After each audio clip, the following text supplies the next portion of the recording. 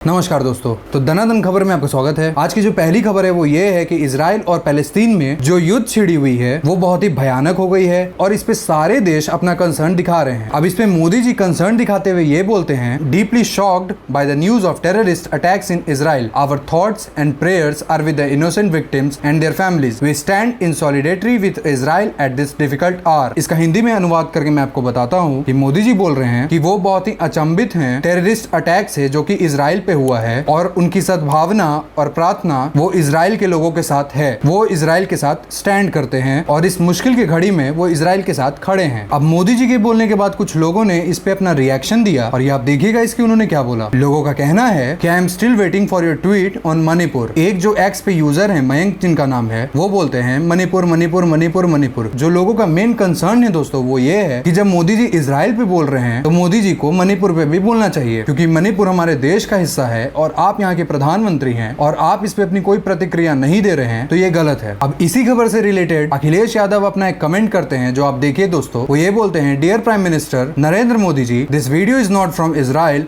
और Palestine, this video is from Manipur, not able to control और Manipur is not under Indian territory, why prime minister is not better, Narendra Modi इस्तीफा दो। अभी आप अगर एक्स प्लेटफॉर्म पे जाओगे दोस्तों तो आपको पता चलेगा कि वहां पे एक हैशटैग ट्रेंड कर रहा है जो कि है हैशटैग नरेंद्र मोदी इस्तीफा दो। लोग इस बात से बहुत दुखित हैं कि नरेंद्र मोदी आखिर मणिपुर पे क्यों नहीं बोलते हैं और वो दूसरे देश के मैटर पे इतना कंसर्न दिखा रहे हैं। आज की जो दूसरी खबर है वो है सुप्रिया श्रीनेत जी, जो कि कांग्रेस की स्पोक्स पर्सन है। उन्होंने ट्वीट करके बोला है, 1999 में भाजपा के शासनकाल में कंधार हाईजैक हुआ, फिर मसूद अजहर को सुरक्षित रिहा किया गया। भाजपा के शासनकाल में 1999 में कारगिल में घुसपैठ हुई, 2001 में संसद पर हमला हुआ, 2002 में रघुनाथ मंदिर और अमरनाथ यात्रा पर हमले हुए और अब भी मोदी सरकार की नाक के नीचे आतंकी हमलों की एक लंबी लिस्ट है। यह सिर्फ कश्मीर क्षेत्र के आंकड़े हैं, बाकी आगे साझा करूंगी। इसके बाद सुप्रिया श्रीनेत ने एक लंबी लिस्ट जारी की जिसमें उन्होंने टेरर अटैक जो कि इंडिया पे बीजेपी गवर्नमेंट के वक्त हुआ है उसे बताया। मतलब कि आप इनडायरेक्टली ये समझ लो कि सुप्रिया श्रीनेत बीजेपी को टारगेट कर रही हैं, वो नरेंद्र मोदी को टारगेट कर रही हैं। आज की तीसरी जो खबर है दोस्तों वो है चित्रा त्रिपाठी, जो कि एक फेमस एंकर हैं, और अभिषेक आनंद जर्नलिस्ट करके एक जर्नलिस्ट हैं, उनके बीच का। अब अभिषेक आनंद का कहना है कि चित्रा त्रिपाठी ने उनसे एक बार किसी व्यक्ति का नंबर मांगा था और जब उन्होंने वो नंबर उन्हें दे दिया तो उसके बाद चित्रा त्रिपाठी जी ने उन्हें एक थैंक यू तक नहीं बोला। ये उनकी एक शिकायत थी। अब इस पे चित्रा त्रिपाठी जी क्या ट्वीट करके बोलती हैं ये आप देखिए दोस्तों। वो बोलती हैं, भाई आप दुखी मत हो, 8 महीने से इंतजार आप मेरे शुक्रिया के लिए कर रहे थे, ये जानकर बहुत अफसोस हुआ। अपने ऑफिस का एड्रेस दे दो, शुक्रिया वाला बुके भेज देती हूँ। और मेरे पास 1 दर्जन अवार्ड नहीं, बचपन से अब तक अवार्ड की सेंचुरी लगा चुकी हूँ। दरअसल अभिषेक जो है उन्होंने बोला था कि आपके पास जो 1 दर्जन अवार्ड हैं, शायद उससे आप घमंड में आ गई हैं और इस कारण आप किसी को शुक्रिया भी बोलना नहीं चाहती हैं। तो इनकी ये लड़ाई चलती रहेगी। मैं आपको बताता हूँ चौथा न्यूज। चौथा जो न्यूज है वो है विवेक अग्निहोत्री जी के बारे में। जी हाँ, वही विवेक अग्निहोत्री जिनकी मूवी थी द कश्मीर फाइल्स, वही विवेक अग्निहोत्री जिनकी अभी मूवी आई है द वैक्सीन वॉर। तो दोस्तों ऐसा हुआ था कि द वैक्सीन वॉर शुरुआत में अच्छी परफॉर्मेंस अपनी नहीं दिखा पाई थी और अच्छा कलेक्शन अपना नहीं कर पाई थी, पर अब विवेक अग्निहोत्री जी एक ट्वीट करके बोलते हैं कि उनकी मूवी